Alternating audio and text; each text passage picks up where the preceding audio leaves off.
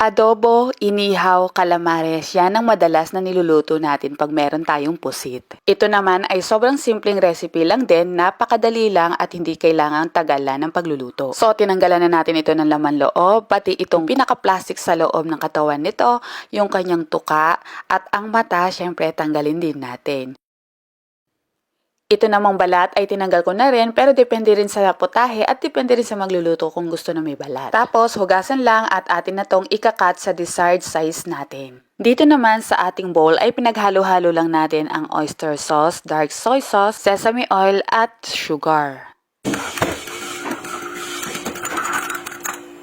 Tapos, nauna na ako nakapagpakulo ng tubig, naglagay ako dito ng dahon ng laurel at saka luya at pati na rin ng asin. Hinalo ko lang ito at hinayaan kumulo pa rin bago ilagay itong ating pusit. I-blanch lang natin to for 10 seconds, wag nang lalagpas pa doon para hindi kumunat kasi isasyak lang naman natin at pantanggal lang ito ng lansa. Pagkatapos hugasan ito sa running water at i-drain.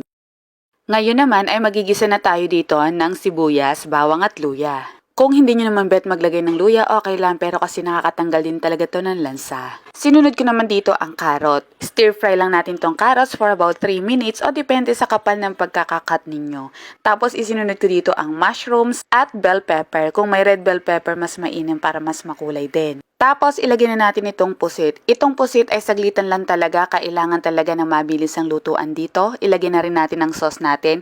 Tapos stir fry lang natin to ng less than 3 minutes. At bago ko nga pala makalimutan, itong cornstarch slurry naglagay ako. Tapos haluin lang natin and again wag tayong lalagpas sa 3 minutes. Ayan, okay na, ganun lang siya kabilis talaga. Kung ayaw nyong kumunat, naku, wag nyo nang i-overcook dahil magra-rubberize talaga siya. Ang bilis lang maluto ng pusit. So ayun na nga ang isa sa madaling luto nitong ating pusit, maiba man lang sa mga usual nating pagluluto.